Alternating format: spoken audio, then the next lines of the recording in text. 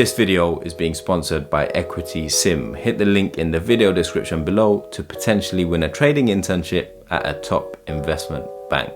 What is going on YouTube? Welcome back to the channel. Today I've got 18 interview questions on the iPad that have come up quite a lot on the J.P.Morgan HireVue online interviews. I've made notes on how to best answer them. So without any further ado, let's get straight into it. Question number 1. Why do you want to work at J.P.Morgan? Now this is, you've probably heard me say this hundreds of times, but the best way to answer this type of question is you need to do your research. The more specific you can make your answer to J.P.Morgan, the better. So why do you want to work for J.P.Morgan instead of Goldman Sachs, or instead of Credit Suisse, or instead of Morgan Stanley? You need to do your research on the company. Was it someone that you met at a networking event? Was it someone that you know that went to your university that works at JP and they've spoken very highly of the company? What is it exactly that makes you want to work at JP Morgan? The stronger your answer for that, the better you can kickstart an interview and leave an impression on the person interviewing you. So keep that in mind. The more specific, the better. All right, question number 2. Why do you want to work in this role or this division? So once again, it goes back to knowing your motivations, knowing your own reasoning for wanting to work in a specific division or area of the company. The more specific, the better. And it's always good to tie it into an example. So rather than just making a point, if you can say, previously I did so and so, and as a result I really enjoyed it. I realized my strengths and my key characteristics and personality traits and competencies were well aligned to this type of role, like a sales role as opposed to an investing role, or vice versa. And that's why, since I enjoyed it, since I was good at it, I thought, this is something that I want to pursue. So the more you can back it up with your own personality traits, your own previous experiences, using examples, that will allow you to answer the question, why this division or why this role specifically? And that will help you answer that question to a higher standard than most other applicants or interns or graduates will be answering it. If you can name drop, that's a bonus. So when I say name drop, it means if you can say that you met someone in the organization, in that role, that you spoke to, that you've networked with, if you can mention them, then it's always a bonus, because it's like, all right, this candidate has taken the initiative to actually go and meet people in our organization compared to other candidates who haven't really bothered. All right, question number 3. Which skills did you gain during your internship or past experience that will make you a good fit for this role? It goes back to, knowing your story, having a good example and backing it up with, key lessons learned or key skills that you developed or results that you achieved. You want to give an example and you want to back it up with the results achieved. Banking, finance, investing, all of this is very results focused. So if you can mention something and back it up with a result, whether that be you improved your teamwork skills, or you develop your attention to detail, or if you actually achieved a statistical result, a figure, a numerical result, if you can mention these things, it will help you answer that question better. And that's what the interviewer is likely looking for. They basically want to know why you are a good fit for the role as opposed to the next candidate. And if you can convince them that you're the right person by saying that you've done something similar before, and you've got the right skill set, then you're going to be in good stead to get that opportunity. Question number 4. What are the benefits of raising equity and what are the benefits of raising debt? This is a question specific to the investment banking division. You can Google these type of answers. One of the benefits of raising equity is you get freedom from debt and there's no future payments. One of the benefits of raising debt is you maintain ownership, so you're not giving away equity. There's so many more, but that's just a quick, easy answer. All right, question number 5. What are the greatest challenges the financial sector will face in the next 5 years? Now this is kind of like a commercial awareness question. They're trying to figure out or find out if you're clued up about what's going on in the world and if you have a view on the industry and where the markets are going. So you want to focus on things like cultural shifts, technology, competition. So you've got big financial institutions and you've got fintech companies. How does that impact the landscape of financial markets, investing, pensions, so on and so forth? Customer retention. How easy is it going to be to hold clients given the growing number of opportunities and competitors increasing in the investment landscape and industry? And then you can talk about also regulation. There's always going to be lots of regulation. Is it going to increase? Is it going to decrease? Is it good for the industry, bad for the industry? Think about some of these key topics and then dig a little deeper into them, have an opinion, and try and have a conversation around these things with the person. And it just shows you're well read, you know what's going on in the industry, and you have an opinion. And these are the things that make candidates, especially at the intern or graduate level, stand out compared to some of the other applicants. Question number 6. Provide an example of a time when you assessed a problem and understood its root causes. How did you analyze the information? This type of question, classic competency-based question. They want to know how you solved the problem, and your approach to the problem is key here.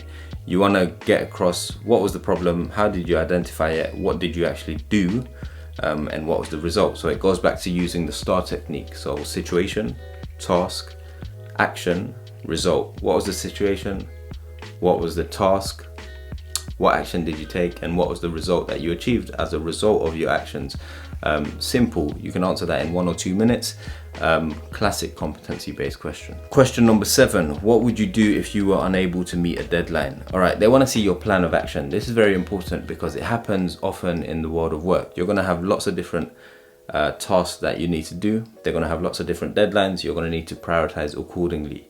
Time management and prioritization is very, very important, especially as an intern or a first-year analyst. Before we carry on, it's time to introduce today's video sponsor, Equity Sim. The founder of Equity Sim is actually a good friend of mine, and what the platform allows you to do is essentially trade with $0. And if your trades perform well, you can secure a trading internship with Credit Suisse. Equity Sim's trading platform allows you to test your investment strategies without risking any real money. They partner with employers like Credit Suisse to hire those with the best trade ideas and investment performance. Best of all, since you're not trading with real money, you literally have nothing to lose. Here's what placing a trade looks like. It's pretty straightforward and self-explanatory. You can select stocks based on a number of filters, including industry, country or region, market cap, and many more company-specific filters. Once you've selected your filtering options, you can then select a company from all of the available options below. See its historical performance, insert the number of shares you'd like to purchase, and then hit buy. You can then give your rationale for your trade, and then you'll see it appear in your portfolio. Equity Sim gives you access to your portfolio, recent activity, previous trades, and a global leaderboard for you to compete with. It goes without saying, if you're curious or interested in a career in trading or investing, then you should definitely explore the platform and see what Equity Sim have to offer you. To sign up and for more details, hit the link in the video description below. And with that, let's get back to the video. Interview question number 8, which is better, meeting a deadline or doing a perfect job? Tough question, but as always, you should prioritize the deadline, because let's say you are completing an RFP, a request for proposal for a client. You need to get it out by a certain date. It's no good. You're going to miss the opportunity. You're going to lose business if you don't get it out by the deadline. So you got to prioritize the deadline. Always give context. Talk about a pitch or an RFP. All right, better to get it in by the deadline and then possibly iterate it later on, as opposed to submitting something too late. Yeah, you don't want to submit something past the deadline because then it might not be accepted by the client. It's better to submit something by the deadline and then ask them, you've got a few more things that you need to add to it, and they might let you do it later on. So it's always important. Prioritize the deadline first and then worry about everything else. What skill sets do you think will help you exceed at this job? This depends mostly on the division you're applying to. So if you're applying to the sales and trading division, it's going to require a different skill set compared to someone applying to technology or operations or asset management. So you need to know specifically the division you're applying to, what they value. So in sales and trading, they're going to need people who, can be in the office early, who thrive in a very highly pressurized environment, a fast-paced environment. The markets are continuously moving throughout the day. You're going to get different bits of news that might impact your desk specifically. Can you handle the pressure? Can you think fast? Are you good on your feet?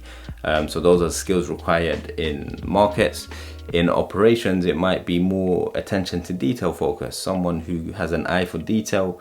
You don't need to be keen on working in a fast-paced environment. You don't need to be someone who has very good markets knowledge, but working in operations might require better time management skills, better prioritization skills, better project management skills, for example. So know the division you're applying to and the different skills that come with it. Obviously, each division can benefit from people with attention to detail, analytical skills, teamwork, so on and so forth.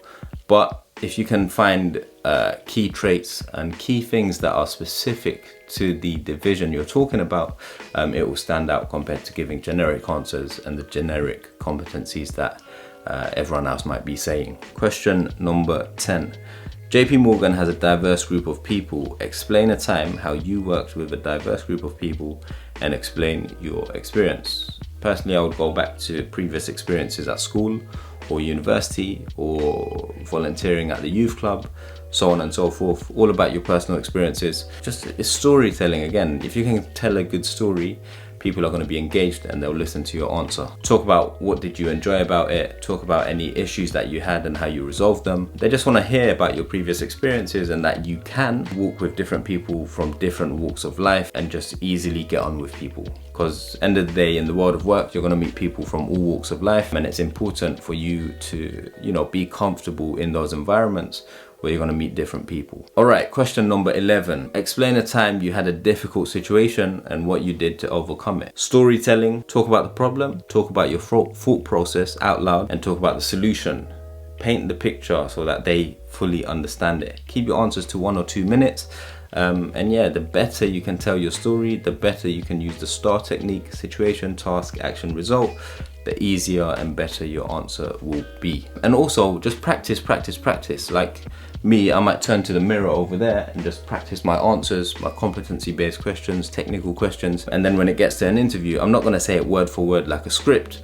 What I wanna do is just know the answer and just freestyle it, but hit the key points, get the key messages across. And it comes with time, it comes with practice. All right, question number 12. What's a time you saw something wrong in a team project activity you were doing? Main thing they want to see here is you realizing when something was going wrong, and then the action that you took when you came to this realization, and then the result or the outcome of that decision if you made a decision.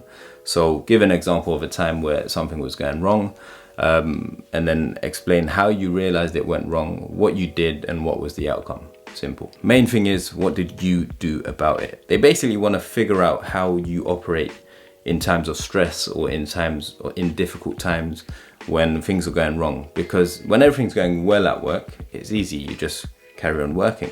When things are going wrong, it's more about how you react, and that's when you really see how effective and efficient and good people are at their job. So they want to figure out how you react in those type of situations. Question number 13. What interests you about current affairs now and why? So what's going on in the world that interests you and why? So there's so many things you can talk about. Try and talk about things related to the job or the role you're applying to.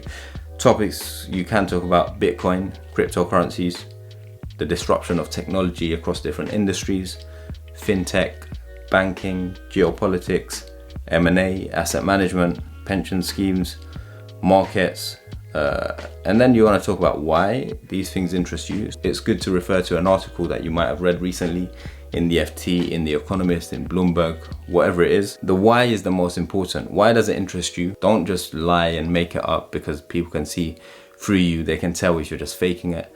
Genuinely find something that interests you. Talk a bit about it. Share your opinion.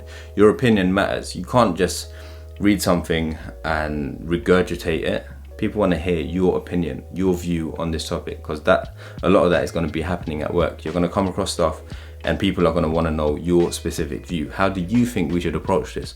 What do you think about this? What's the implication of this challenge or problem?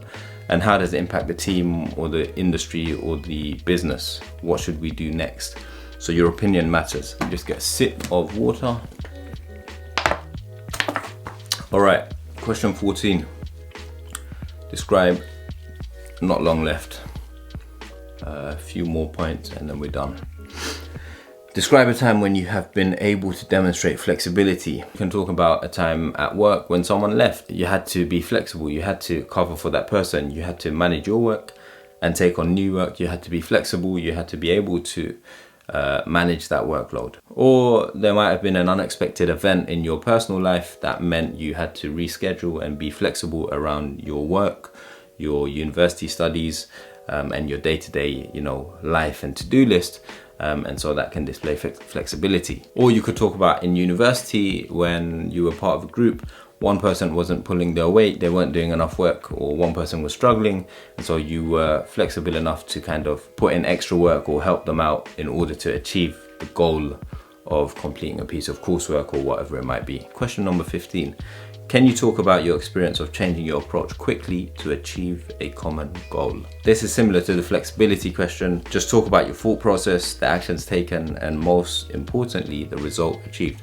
Now, you're probably seeing a theme here. A lot of these are competency-based questions.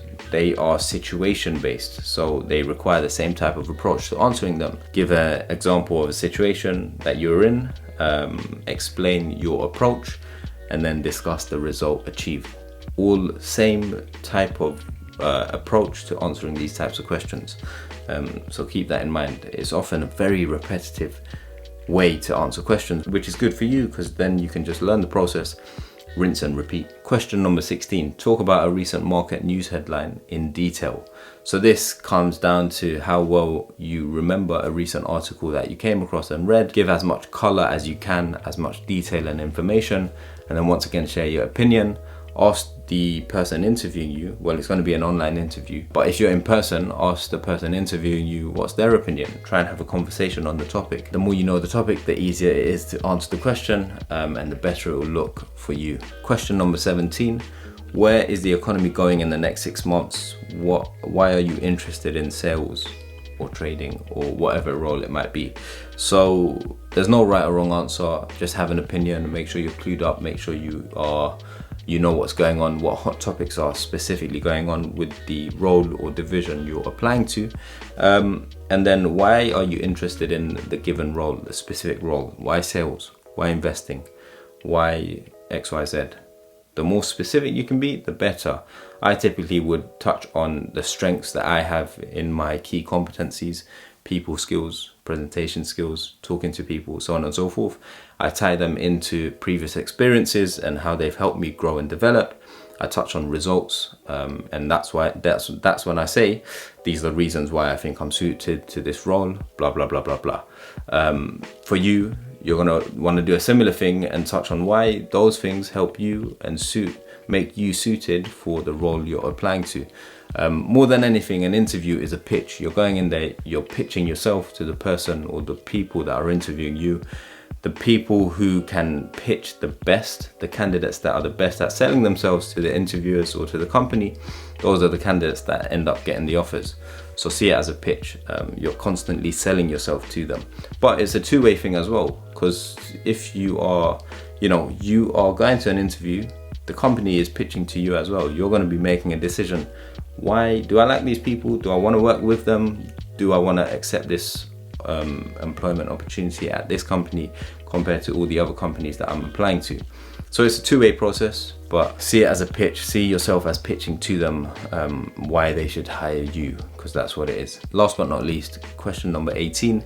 Name a time you convince someone to do something. All right, once again, it's storytelling. They want to see your persuasion skills. You want to talk about the situation, your thought process, what the outcome was. A lot of the best leaders and managers in any organization are very, very good at bringing people on board with their ideas. Now, if you can do that, that's a bonus, that's great. But this is another competency question where they just want to see situation, explanation of what happened, give an example of the things that you did, think out loud, share your thought process, share the result. Tell it as a story and you will answer that just as well as any other candidate, if not better. And that was 18 J.P.Morgan HireVue interview questions. If you enjoyed that video, smash the like button for the YouTube algorithm. We're trying to get to 100,000 subscribers. If you're new around here, make sure you subscribe, turn on the bell if you haven't already, and I will see you in the next video. Peace.